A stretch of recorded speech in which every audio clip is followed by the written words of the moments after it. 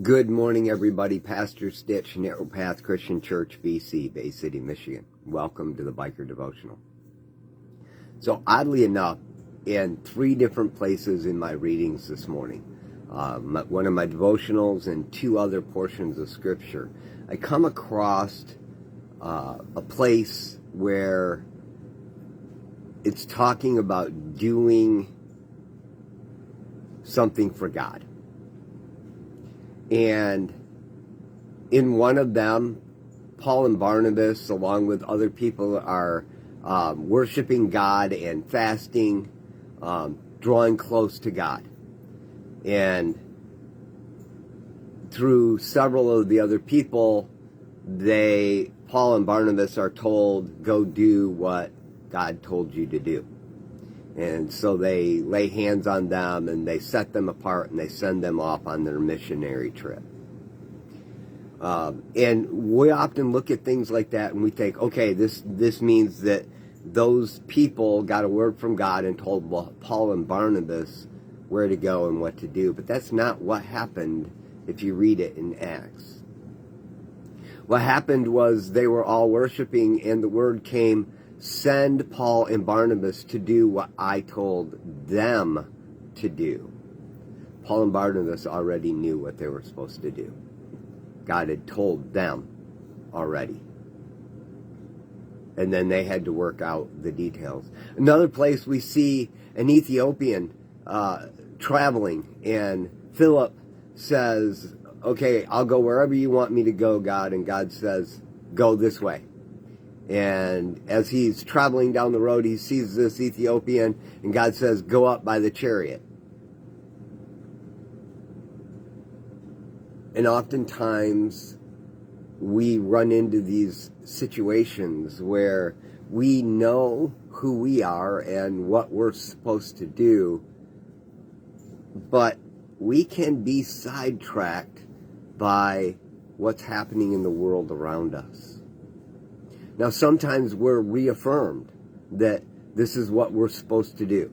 Philip didn't get confirmation from anybody other than just doing what he knew he was supposed to do.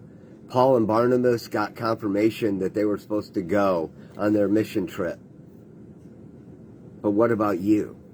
Where are you at?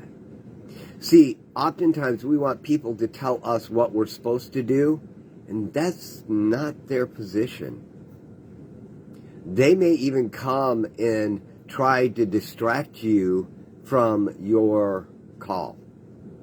I know in my life, I've had many come along and say things, and I've had to hold on to, but that's not what God said.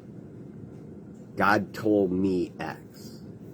Multiple times, when I came back to God and knew that it was time to follow my calling, which was to become a pastor, a lead pastor of a church.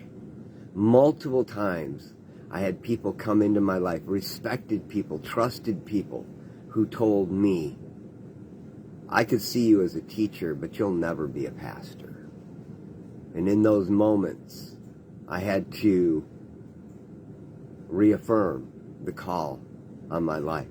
Now, I'm grateful for the times God sent someone else that said, I heard what that person said, and I just want to tell you that that wasn't from God. You do have a call. Multiple times when we were ready to start the church, people told me that that wasn't what God wanted me to do, and I had to hold firm, and it was really hard. So how do you know? Well, I'm not going to answer that today.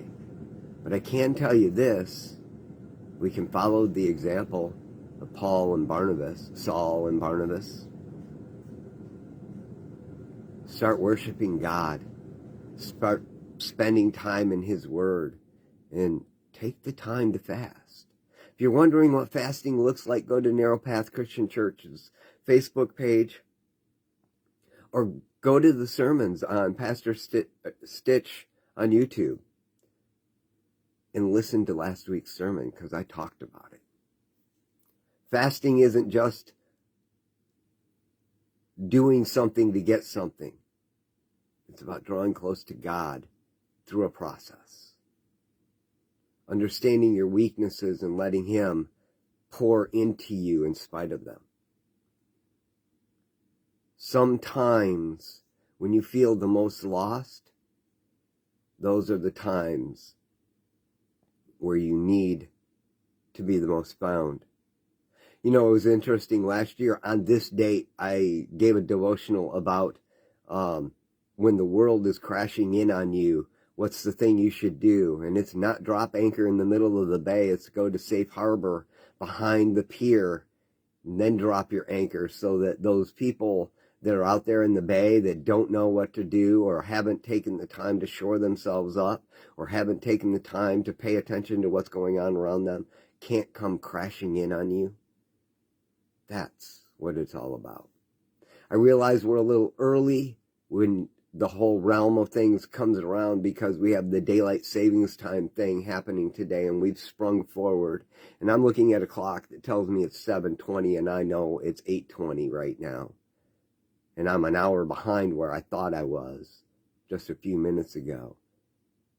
But am I going to let that buffet me, or am I going to press into God and trust Him?